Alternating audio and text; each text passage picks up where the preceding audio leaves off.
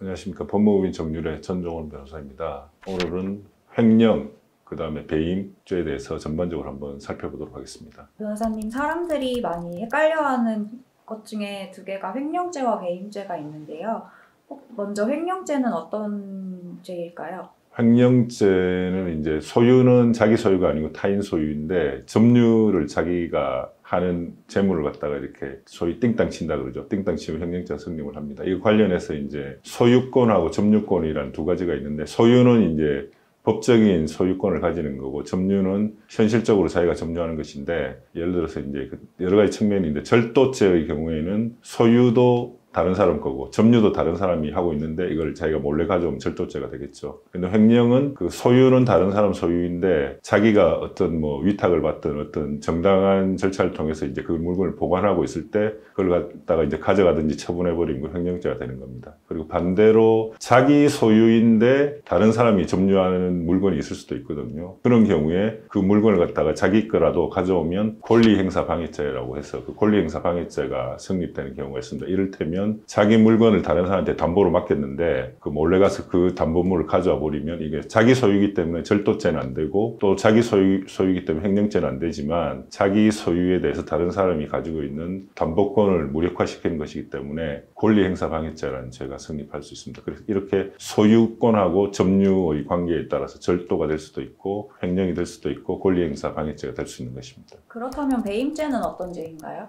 배임죄는 상당히 좀 어려운 죄인데요. 점유권하고 소유권하고는 관계가 없고, 어떤 사람이 사물을 처리하는 사람이 그 사람한테 플러스 되는 방향이 아니라 마이너스 되는 방향으로 일을 처리를 했을 때 배임죄가 성립을 하게 됩니다. 근데 이때 주의할 거는, 통상적인 배임이라고 하면 배신하는 행위 모든 것을 갖다 의미하는 걸로 착각할 수 있는데, 그 형법에서 처벌하는 배임죄는 재산상 손해가 발생을 해야 됩니다. 그러니까 뭐 남녀관계를 배신을 때렸다고 해서 배임죄다 이런 게 아니라, 어떤 다른 사람의 그 사물을 처리하면서 그 사람의 재산상 이익을 위해서 일을 해줘야 되는데 손해가 나도록 일을 해줬다, 이러면 이제 배임죄가 성립할 수 있습니다. 그래서 배임죄가 성립하기 위해서는 타인의 사물을 처리하는 자라는 지위가 일종의 신분범으로서 그 지위가 있는 상태에서 의도적으로 이제 타인에게 손해를 끼칠 의도로 어떤 행동을 해서 실제로 재산상 손해가 발생을 하면 배임죄가 성립하게 될 것입니다. 그렇다면 만약에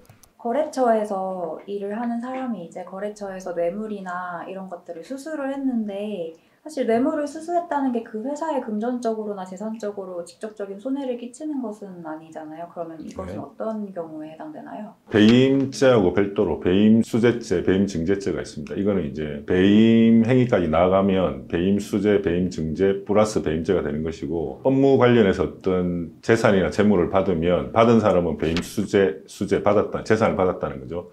배임수재죄가 되고, 업무 관련해서 부정한 청탁을 하면서 이제 어떤 재산이나 재물을 주면 준 사람은 배임증재죄가 됩니다. 좀 전에 이제 뇌물이라고 했는데, 뇌물은 이제 공무원일 경우에 공무원한테 이제 재물이나 재산상 이익을 주면 그것이 이제 뇌물이 돼서 뭐 증례죄, 수뢰죄 이렇게 되는 것이고, 공무원이 아닌 사람한테 업무와 관련해서 이제 재물이나 재산상 이익을 주면 그 경우에는 이제 배임증재 또는 배임수재 이렇게 부릅니다. 그렇다면 의도적으로 사물을 관리하는 자가 타인의 재산에 손해를 끼쳤을 때 성립하는 그 배임죄의 대표적인 사례는 어떤 게 있을까요?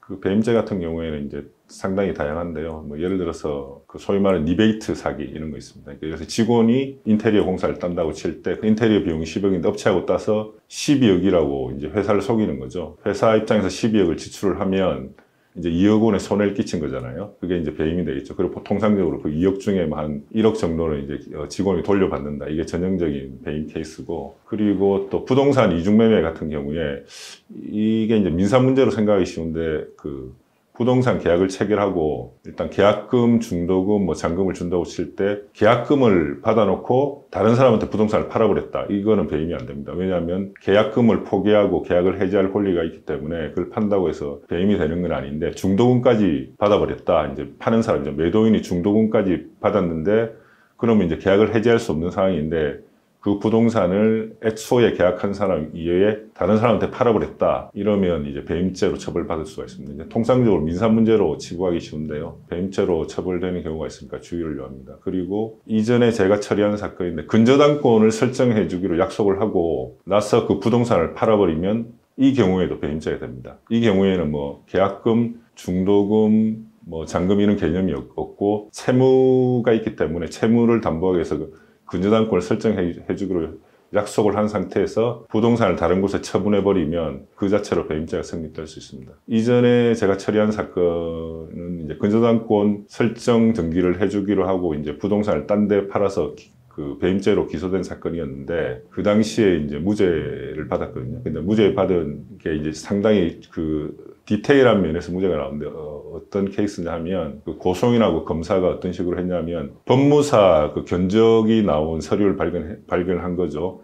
그래서 그것과 역산을 해서 법무사 비용이 이렇게 나온 걸로 봐서 근저당권 얼마짜리를 설정해 주기로 계약이 체결됐다. 서류는 없지만 이렇게 해서 기소가 됐는데 이것저것 뒤져보니까 법무사 비용 견적이 나온 서류가 하나만 있는 게 한 개가 더 발견됐거든요. 그래서 우리가 그걸 제출하면서 이것 봐라. 근저당권 설정을 할 때 채권 최고액이 정해지지 않았다. 그래서 견적이 2개 나온 거 아니냐.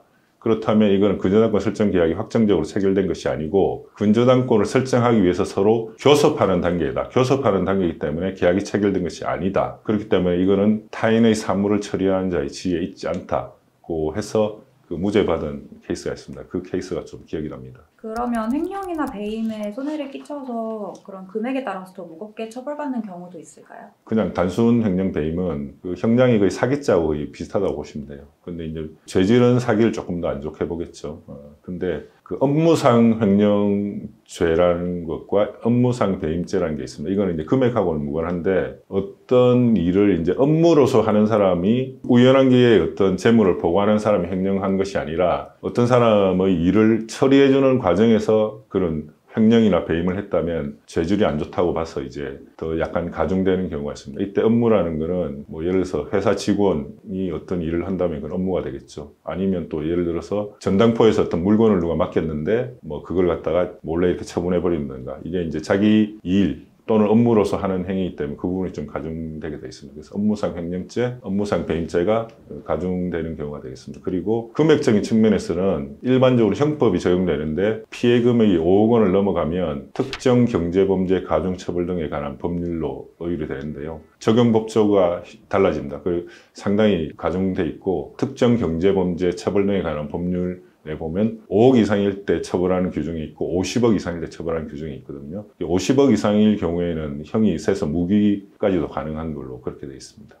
그러면 실제로 특경법상 위반으로 해서 무기징역까지 선고되는 사례가 종종 있나요? 무기까지는 선고는 안 되는 것 같고 뭐 한 20년 정도는 나올 수도 있겠죠. 예. 그러면 횡령하거나 배임한 그 금액은 국가에서 환수를 하게 되는 건지 어떻게 되는 건지 궁금합니다. 그 금액을 환수하는 것은 아니고 이제 그 피해자한테 자기가 물어주지 않으면 긴 형을 살아야 될 것이고 그 다음에 합의가 안 되면 형이 세지니까 이제 사실 피해 회복을 위해서 노력을 하지 않으면 뭐 한 1억 정도만 해도 한 3년 정도는 사셔야 하니까 피해자 입장에서 이제 형사처벌로 압박을 해서 피해 회복을 하려는 그런 시도를 많이 하게 될 것 같습니다. 그렇다면 이렇게 횡령으로 고소를 당한 경우에 주의할 점이 있을까요? 그 횡령이든 배임이든 이게 약간 법리적으로 좀 디테일한 부분이 있습니다. 일단 절도는 간단하잖아요.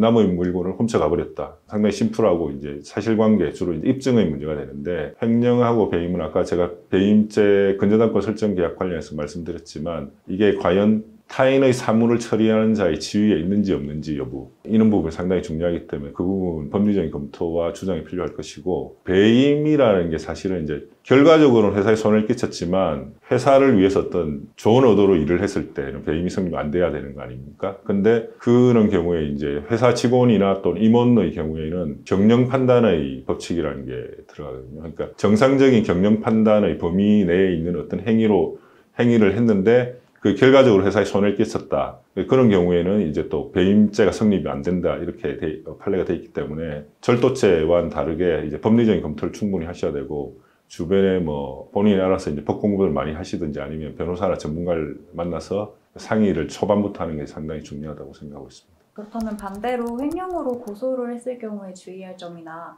필요한 것이 있을까요? 횡령으로 고소를 했을 때도 이제 마찬가지로 법리적인 어려움이 있기 때문에 그 부분을 잘 대응을 해야 될 텐데, 그 횡령 같은 경우에 상대방이 그 절도하고는 다르게 또 반대로 보면 이제 법리적으로 자기는 무죄다 이런 주장을 많이 하거든요. 이거는 예를 들어서 내가 이제 보관하고 있는 물건을 처분할 권리가 있었다. 이제 그 민사적인 문제까지도 넘어가게 됩니다. 예를 들어서 자기가 보관하고 있는 물건을 이제 담보로 물건을 잡고 있는데 그 부분을 그 담보권 실행할 조건이 안 되는데 처분하면 횡령이 성립되겠죠. 근데 만약에 그 담보 물건을 처분할 권리가 발생을 했다. 이렇게 해서 처분을 하면 그 정당한 권리 행사이기 때문에 횡령이 안 될 수도 있거든요. 그래서 오히려 이제 이게 동료양면같이 서로 법리적 주장을 번갈아가면서 할 수 있기 때문에 그 부분 관련해서 이제 치밀한 법률 검토 그리고 치밀한 사실관계 정리가 필요하다고 그렇게 생각하고 있습니다. 그렇다면 개인이 해결하기는 정말 힘든 일일 것 같은데 초기에 변호사님과 상담을 하는 것이 좋을까요? 개인이 뭐 똘똘하시면 개인이 해결할 수도 있습니다. 그 변호사를 선임하는 방법은 두 가지라고 저는 생각하는데요. 그 아주 똘똘하신 분이나 아니면 센스 있으신 분은 혼자 해결할 수도 있습니다. 하지만 이제 그 스트레스 받는 부분을 이제 변호사가 들어주는 부분도 있고, 이게 법이라는 게 여러 가지 얽혀 있기 때문에 대부분을 다 커버한다 하더라도 하나를 놓치면 그것 때문에 이제 모든 게 수포로 돌아갈 수 있기 때문에 아무래도 전문가하고 상의하는 게 이제 마음이 안정도 없고 실수나 예측하지 못한 상황이 발생했을 때 대처할 수 있는 방법이 아닐까 그렇게 생각합니다. 예, 오늘은 배임하고 횡령죄 전반에 대해서 간략히 살펴보았습니다. 이후로 또 배임과 사기에 대해서 언급할 기회가 된다면 조금 더 디테일한 사례를 가지고 사람들이 일반적으로 이제